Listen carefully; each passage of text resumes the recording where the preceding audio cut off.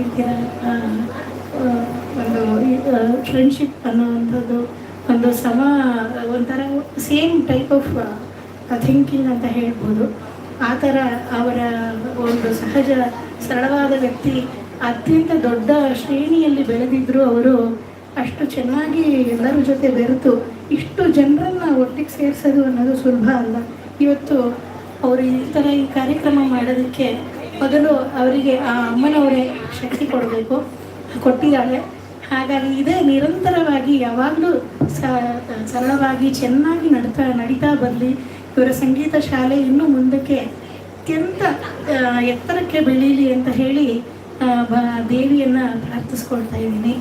ಹಾಗೆ ಎಲ್ಲ ಪೇರೆಂಟ್ಸ್ ಆಗಲಿ, ಮಕ್ಕಳಾಗಲಿ, ಬೇರೆ ಕಲಾವಿದರಾಗಲಿ ಎಲ್ಲರೂ ತಮ್ಮ ತಮ್ಮ ಸಹಕಾರವನ್ನು ಇಂತಹ ಕಲೆಗಳಿಗೆ ಕೊಡಬೇಕು.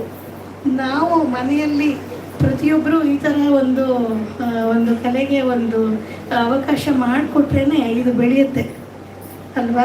ಒಂದು ಮನೆ, ನಾನು ಅವತ್ತು ಹೇಳ್ದಂಗೆ, ಒಂದು ಮನೆಯಲ್ಲಿ ಒಂದು ಮಗು ಸಂಗೀತ ಕಲಿತಾ ಇದೆ ಅಥವಾ ಯಾವುದೋ ಒಂದು ಫೈನ್ ಆರ್ಟ್ಸಲ್ಲಿ ಇದೆ ಅಂದರೆ ಇಡೀ ಕುಟುಂಬಕ್ಕೆ ಅದು ಅನ್ವಯಿಸ, ಇಡೀ entire family will be involved in that art.